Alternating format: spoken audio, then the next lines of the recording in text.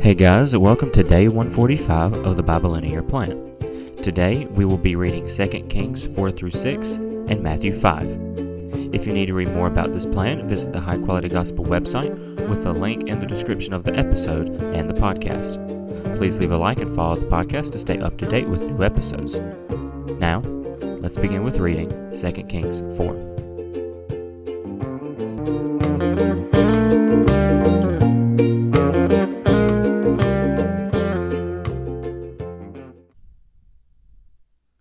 One of the wives of the sons of the prophets cried out to Elisha, "Your servant, my husband, has died. You know that your servant feared the Lord. Now the creditor is coming to take my 2 children as his slaves." Elisha has asked her, "What can I do for you? Tell me, what do you have in the house?" She said, "Your servant has nothing in the house except a jar of oil." Then he said, "Go out and borrow empty containers from all your neighbors. Don't just get a few. Then go in and shut the door behind you and your sons and pour oil into all these containers. Set the full stones to one side." So she left. After she had shut the door behind her and her sons, they kept bringing her containers, and she kept pouring. When they were full, she said to her son, "Bring me another container." But he replied, "There aren't any more." Then the oil stopped. She went and told the man of God, and he said, "Go sell the oil and pay your debt. You and your sons can live on the rest." One day Elisha went to Shunem. A prominent woman who lived there persuaded him to eat some food. So whenever he passed by, he stopped there to eat.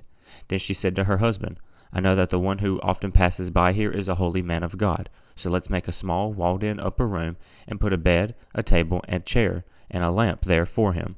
Whenever he comes, he can stay here." One day he came there and stopped at the upstairs room to lie down. He ordered his attendant Gehazi, "Call this Shunammite woman." So he called her, and she stood before him. Then he said to Gehazi, "Say to her, 'Look, you've gone to all this trouble for us. What can we do for you? Can we speak on your behalf to the king or to the commander of the army?" She answered, "I am living among my own people." So he asked, "Then what should be done for her?" Gehazi answered, "Well, she has no son, and her husband is old." "Call her," Elisha said. So Gehazi called her, and she stood in the doorway. Elisha said, "At this time next year you will have a son in your arms." Then she said, "No, my lord, man of God, do not lie to your servant." The woman conceived and gave birth to a son at the same time the following year, as Elisha had promised. The child grew and one day went out to his father and the harvesters. Suddenly he complained to his father, "My head, my head." His father told his servant, "Carry him to his mother." So he picked him up and took him to his mother. The child sat on her lap until noon and then died. She went up and laid him on the bed of the man of God, shut him in, and left. She summoned her husband and said, "Please send me one of the servants and one of the donkeys, so I can hurry to the man of God and come back again." But he said, Why go to him today? It's not a new moon or a Sabbath." She replied, "It's all right." Then she saddled the donkey and said to her servant, "Go fast. Don't slow the pace for me unless I tell you." So she came to the man of God at Mount Carmel. When the man of God saw her at a distance, he said to his attendant, Gehazi, "Look, there's the Shunammite woman. Run out to meet her and ask, 'Are you all right? Is your husband all right? Is your son all right?'" And she answered, "It's all right." When she came up to the man of God at the mountain, she clung to his feet. Gehazi came to push her away, but the man of God said, "Leave her alone. She is in severe anguish, and the Lord has hidden it from me. He hasn't told me." Then she said, "Did I ask for my Lord for a son? Didn't I say, 'Do not lie to me'?" So Elisha said to Gehazi, "Tuck your mantle under your belt.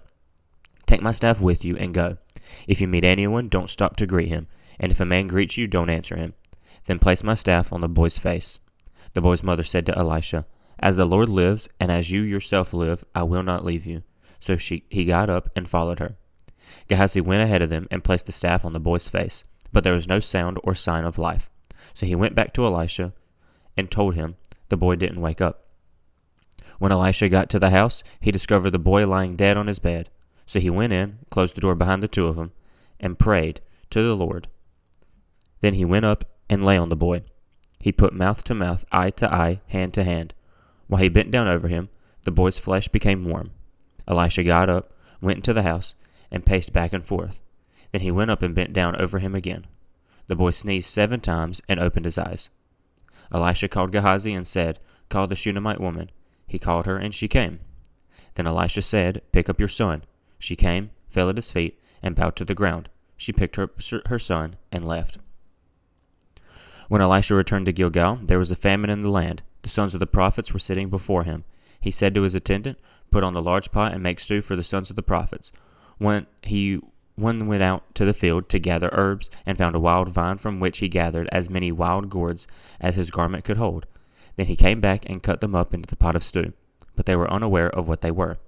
They served some for the men to eat, but when they ate the stew they cried out, "There's death in the pot, man of God," and they were unable to eat it. Then Elisha said, "Get some flour." He threw it into the pot and said, "Serve it for the people to eat." And there was nothing bad in the pot. A man from Baal Shalishah came to the man of God with his sack full of 20 loaves of barley bread, from the first bread of the harvest. Elisha said, "Give it to the people to eat." But Elisha's attendant asked, "What? Am I to set this before 100 men?" "Give it to the people to eat," Elisha said, "for this is what the Lord says. They will eat, and they will have some left over." So he set it before them, and as the Lord promised, they ate and had some left over. Naaman, commander of the army for king of Aram, was a man important to his master and highly regarded, because through him the Lord had given him victory to Aram. The man was a valiant warrior, but he had a skin disease.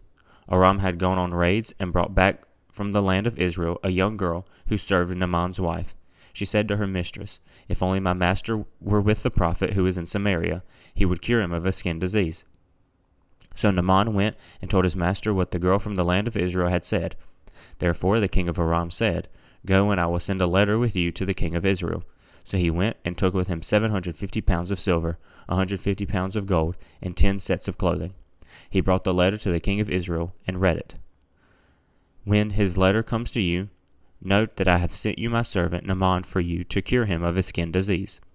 When the king of Israel read the letter, he tore his clothes and asked, "Am I God, killing and giving life, that this man expects me to cure a man of his skin disease? Recognize that he is only picking a fight with me." When Elisha the man of God heard that the king of Israel had torn his clothes, he sent a message to the king. "Why have you torn your clothes? Have him come to me, and he will know there is a prophet in Israel."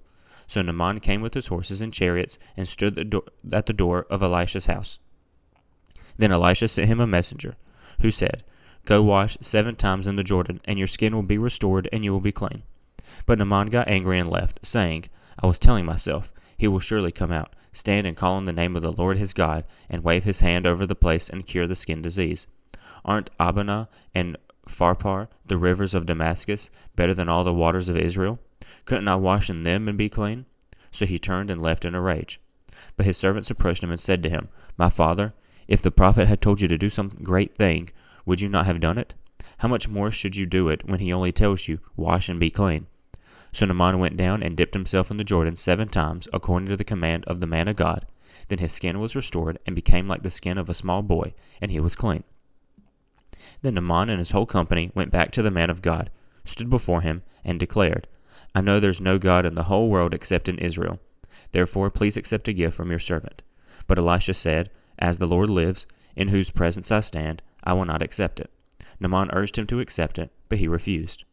Naaman responded, "If not, please let your servant be given as much soil as a pair of mules can carry, so your servant will no longer offer a burnt offering or a sacrifice to any other god but the Lord. However, in a particular matter may the Lord pardon your servant. When my master, the king of Aram, goes into the temple of Rimmon to bow and worship while he is leaning on my arm, and I have to bow in the temple of Rimmon, when I bow in the temple of Rimmon, may the Lord pardon your servant in this matter." So he said to him, "Go in peace." After Naaman had traveled a short distance from Elisha, Gehazi, the attendant of Elisha, the man of God, thought, "My master has let this Aramean Naaman off lightly by not accepting from him what he brought. As the Lord lives, I will run after him and get something from him." So Gehazi pursued Naaman. When Naaman saw someone running after him, he got down from the chariot to meet him and asked, "Is everything all right?" Gehazi said, "It is all right. My master has sent me to say, I have just now discovered that the 2 young men from the sons of the prophets have come to me from the hill country of Ephraim. Please give them 75 pounds of silver and 2 sets of clothing." But Naaman insisted. "Please accept 150 pounds, he urged Gehazi, and then packed 150 pounds of silver into 2 bags. with 2 sets of clothing. Naaman gave them to 2 of his attendants, who carried them ahead of Gehazi. When Gehazi came to the hill, he took the gifts from them and deposited them in the house. Then he dismissed the men, and they left. Gehazi came and stood by his master. "Where did you go, Gehazi?" Elijah asked him. He replied, "Your servant didn't go anywhere, and my heart didn't go when a man got down from his chariot to meet you." Elisha said, "Is this the time to accept silver and clothing, olive orchards and vineyards, flocks and herds, and male and female slaves? Therefore Naaman's skin disease will cling to you and your descendants forever." So Gehazi went out from his presence diseased, resembling snow. The sons of the prophet said to Elisha, "Please notice that the place where you live under your supervision is too small for us. Please let us go to the Jordan, where we can each get a log and build ourselves a place to go live there." "Go," he said. Then one said, "Please come with your servants." "I'll come," he answered. So he went with him, and when they came to the Jordan, they cut down trees. As one of them was cutting down a tree, the iron axe head fell into the water, and he cried out, "Oh, my master, it was borrowed." Then the man of God asked, "Where did it fall?" When he showed him the place, the man of God cut a piece of wood, threw it there, and made the iron float. Then he said, "Pick it up." So he reached out and took it. When the king of Aram was waging war against Israel, he conferred with his servants, "My camp will be at such and such a place." But the man of God sent word to the king of Israel, "Be careful passing by this place, for the Arameans are going down there." Consequently, the king of Israel sent word to the place the man of God had told him about. The man of God repeatedly warned the king, so the king would be on his guard. The king of Aram was enraged because of this matter, and he called his servants and demanded of them, "Tell me, which one of us is for the king of Israel?" One of his servants said, "No one, my lord the king. Elisha the prophet in Israel tells the king of Israel even the words you speak in your bedroom." So the king said, "Go and see where he is, so I can send him to capture him." When he was told, "Elisha is in Dothan," he sent horses, chariots, and a massive army there. They went by night and surrounded the city. When the servant of the man of God got up early and went out, he discovered an army with horses and chariots surrounding the city. So he asked Elisha, "Oh, my master, what are we to do?" Elisha said, "Don't be afraid, for those who are with us outnumber those who are with them." Then Elisha prayed, "Lord, please open his eyes and let him see." So the Lord opened the servant's eyes, and he saw that the mountain was covered with horses and chariots of fire all around Elisha. When the Arameans came against them, Elisha prayed to the Lord, "Please strike this nation with blindness." So he struck them with blindness, according to Elisha's word. Then Elisha said to them, "This is not the way, and this is not the city. Follow me, and I will take you to the man you're looking for." And he led them to Samaria. When they entered Samaria, Elisha said, "Lord, open these men's eyes, and let them see." So the Lord opened their eyes, and they saw that they were in the middle of Samaria. When the king of Israel saw them, he said to Elisha, "Should I kill them? Should I kill them, my father?" Elisha replied, "Don't kill them. Do you kill those who have captured with your sword or your bow? Set food and water in front of them, so they can eat and drink and go to their master." So he prepared a big feast for them. When they had eaten and drunk, he sent them away, and they went to their master. The Aramean raiders did not come into Israel's land again. Sometime later, King Ben-Hadad of Aram brought all his military units together and marched up and laid siege to Samaria. So there was a severe famine in Samaria, and they continued the siege against it until a donkey's head sold for 34 ounces of silver, and a cup of dove's dung sold for 2 ounces of silver. As the king of Israel was passing by on the wall, a woman cried out to him, "My lord the king, help." He answered, "If the Lord doesn't help you, where can I get help for you? From the threshing floor or the winepress?" When the king asked her, "What's the matter?" she said, "This woman said to me, 'Give up your son, and we will eat him today. Then we will eat my son tomorrow.' So we boiled my son and ate him. And I said to her the next day, 'Give up your son, and we will eat him.' But she has hidden her son." When the king heard the woman's words, he tore his clothes. Then, as he was passing by on the wall, the people saw that there was sackcloth under his clothes next to his skin. He announced, "May God punish me and do it so severely if the head of Elisha son of Shaphat remains on his shoulders today." Elisha was sitting in his house, and the elders were sitting with him. The king sent a man ahead of him, but before the messenger got to him, Elisha said to the elders, "Do you see this murderer has sent someone to remove my head? Look, when the messenger comes, shut the door to keep him out. Isn't the sound of his master's feet behind him?" While Elisha was still speaking with him, the messenger came down to him. Then he said, "This disaster is from the Lord. Why should I wait for the Lord any longer?" Now we read Matthew chapter 5. When he saw the crowds, he went up on the mountain, and after he sat down, his disciples came to him. Then he began to teach them, saying, Blessed are the poor in spirit, for the kingdom of heaven is theirs. Blessed are those who mourn, for they will be comforted. Blessed are the humble, for they will inherit the earth. Blessed are those who hunger and thirst for righteousness, for they will be filled. Blessed are the merciful, for they will be shown mercy. Blessed are the pure in heart, for they will see God. Blessed are the peacemakers, for they will be called sons of God. Blessed are those who persecuted because of righteousness, for the kingdom of heaven is theirs. You are blessed when they insult you and persecute you, and falsely say every kind of evil against you because of me. Be glad and rejoice, because your reward is great in heaven, for that is how they persecuted the prophets who were before you. You are the salt of the earth, but if the salt should lose its taste, how can it be made salty? It's no longer good for anything but to be thrown out and trampled under people's feet. You are the light of the world. A city situated on a hill cannot be hidden. No one lights a lamp and puts it under a basket, but rather on a lampstand, and it gives light for all who are in the house. In the same way, let your light shine before others, so that they may see your good works and give glory to your Father in heaven. Don't think that I came to abolish the law or the prophets. I did not come to abolish, but to fulfill. For truly I tell you, until heaven and earth pass away, not the smallest letter or the stroke of a letter will pass away from the law until all things are accomplished. Therefore, whoever breaks one of these least of these commandments and teaches others to do the same will be called least in the kingdom of heaven. But whoever does and teaches these commands will be called great in the kingdom of heaven. For I tell you, unless your righteousness surpasses that of all the scribes and Pharisees, you will never get into the kingdom of heaven. You have heard that it was said to our ancestors, Do not murder, and whoever murders will be subject to judgment. But I tell you, everyone who is angry with his brother or sister will be subject to judgment. Whoever insults his brother or sister will be subject to the court. Whoever says, You fool, will be subject to hellfire. So if you are offering your gift on the altar, and there you remember that your brother or sister has something against you, leave your gift there in front of the altar. First go and be reconciled with your brother or sister, and then come and offer your gift. Reach a settlement quickly with your adversary while you're on the way with him to the court, or your adversary will hand you over to the judge, and the judge to the officer, and you will be thrown into prison. Truly I tell you, you will never get out of there until you have paid the last penny. You have heard that it was said, Do not commit adultery. But I tell you, everyone who looks at a woman lustfully has already committed adultery in her heart. If your right eye causes you to sin, gouge it out and throw it away. For it is better that you lose one of the parts of your body than for your whole body to be thrown into hell. And if your right hand causes you to sin, cut it off and throw it away.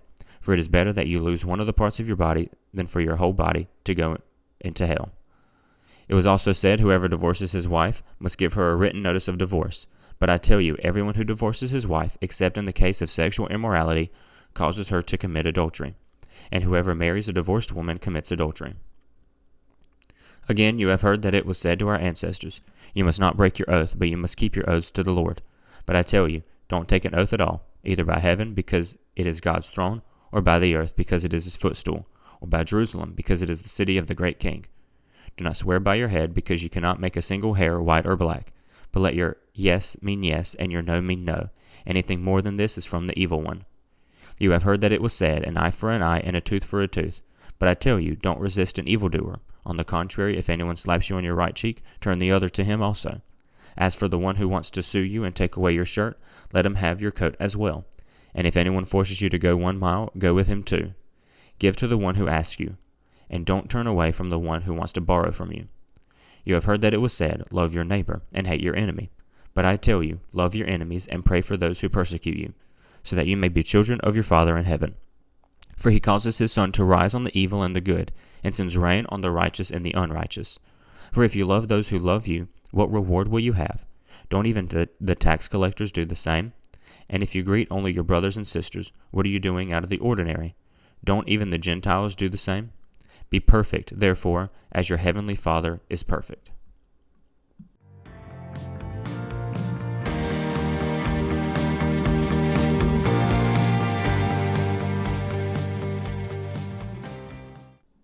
On day 144, we read of Elisha taking over the mission of Elijah, and in Matthew, Jesus was tempted in the wilderness.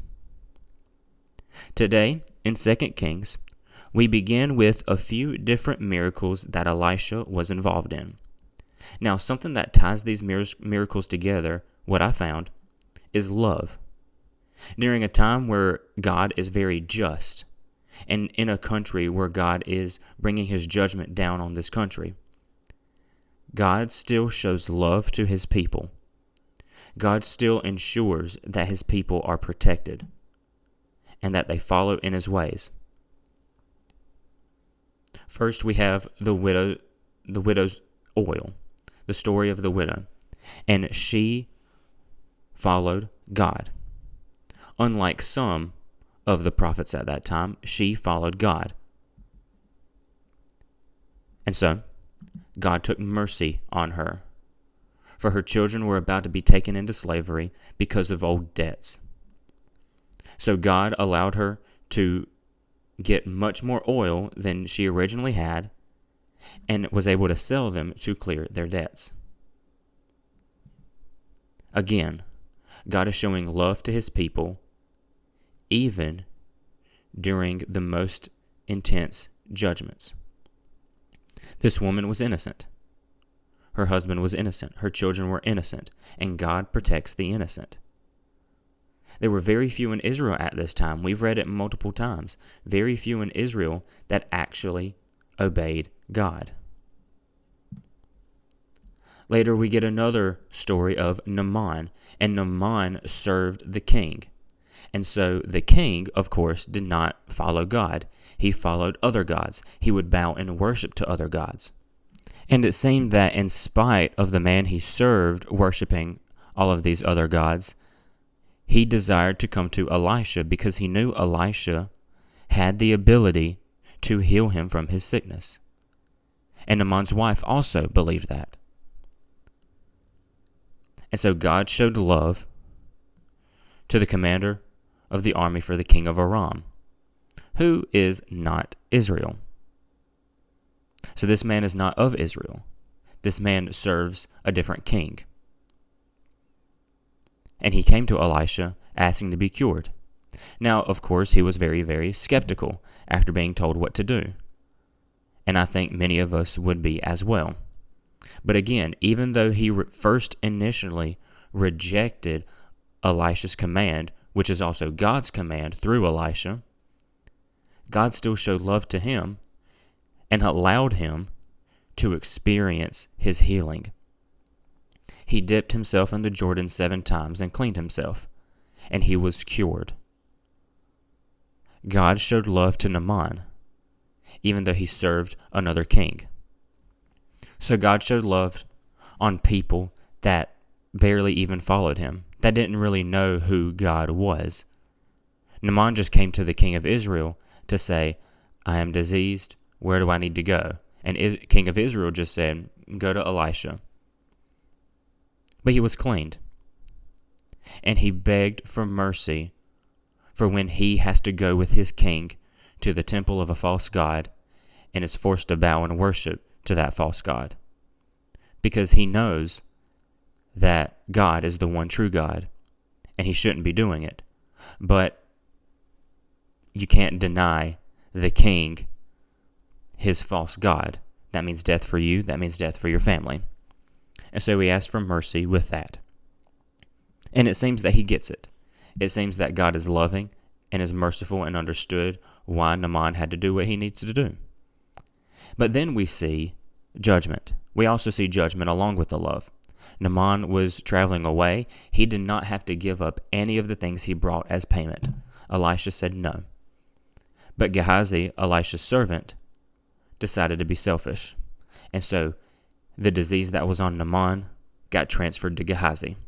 And now he had to live with his disease. Selfishness was paid for. And so God still sends judgment during this time. And lastly, in 2 Kings, we see more war and fighting, which is not unheard of during this time. We've been reading about wars and fights. The Arameans do not like Elisha and truly do not like God, even though that God has shown multiple times who he is and what he stands for. However, they come after Elisha, and Elisha does not act in evil. He does not act in anger. He gives them food. Elisha shows love to the raiders, and they told them to go back to their king and don't return to Israel ever again. However, a famine came upon the land from God, and it was so bad that people were eating their own children, their own family. And our story ends in the middle of this and will continue on day 146. However, this famine is from the judgment of God on the Arameans. And so again, we were able to see the love and judgment of God in these couple chapters. God showed love and mercy because he helped those who needed helping and fed those who needed feeding. He showed judgment on those who turned away from him and decided to fight against him and rebel against him. In Matthew, we get part of the Sermon on the Mount. We've read the Sermon on the Mount more or less in other Gospels. But here in Matthew, we have the Beatitudes and some other small lessons from Christ. Jesus talks about who the blessed are. Who are the blessed? Who is going to be blessed? And in fact, these Beatitudes are the opposite of what people thought at the time. People thought that warring and not making peace would be more advantageous to them. They didn't desire to be merciful. They didn't desire to be humble. They wanted to show and pretend to be righteous. However, they weren't righteous. They were not willing to be persecuted for their beliefs in God. And so these are the people who were blessed by God, the lesser than what people think. That was the whole point. God blesses those who are, quote unquote, lesser than others, the humble, the merciful, the peacemakers, the mourners. He also says that we are blessed when they insult us and persecute us because of Christ. And so if you're being persecuted, if people are speaking evil about you because you follow Christ, Jesus says that that's going to happen, and you are blessed at doing so. He tells us we're the salt of the earth, and we are the light of the world. That Christ should be displayed. If we have Christ, he should be displayed everywhere. Why would we hide it? Why would we cover it up? Christ also talks about the law. He says that he has not come to abolish the law, to get rid of it, to tear it up and throw it away. He's come to fulfill it. He come to fulfill the prophecies, fulfill the law, be the reason why the law was written, be the perfect version of the law. He talks about murder, and he actually makes the charge of murder more serious, more strict, because he tells us if we have anger in his heart with anyone, then that is murder in our hearts. He talks about adultery and divorce. He talks about adultery being not just an act, but it's also a thought. If we look at someone with lust, that is adultery. Without a doubt. He made the law more strict. He tells us divorce is wrong. He says except in case of sexual immorality, but divorce is wrong. If you divorce someone wrongly, you cause them to commit adultery. Because our marriages are supposed to be sacred. Our marriages are supposed to be vows before God. And we've talked multiple times about how vows before God are very, very important. Very, very sacred. And Jesus tells us, do not break your oath. He tells us not to make promises and then don't do them. He says yeses mean yeses, noes means noes. Do not promise anything you can't do. He tells us to go the second mile. He tells us when someone tells us to do this thing, go the second mile with it. If it makes you suffer, go the second mile with it. And this was related to a Roman law that says a Roman can make a person, a Roman citizen, carry his gear for 1 mile, but no more. They can force you to go 1 mile, but you go for 2. Carry his stuff for 2. Show kindness. Show Christ. Show what Christ wants you to do. We show those who Christ is, who God is, by our actions. And the Sermon on the Mount is one way how we can do it. It's how we can love those that hate us. It's how we can love our enemies. We must act in the way that we're commanded by God. And only then can we properly show love to these people. Only then can we show who God is to these people. Thank you for joining in the reading and understanding of these chapters, and let us all be vigilant in continuing this reading. Please share, like, follow, or whatever you can do to help us reach more people with the Bible reading. Please also check out the High Quality Gospel website for more information and a couple of store items. Thank you, and keep learning.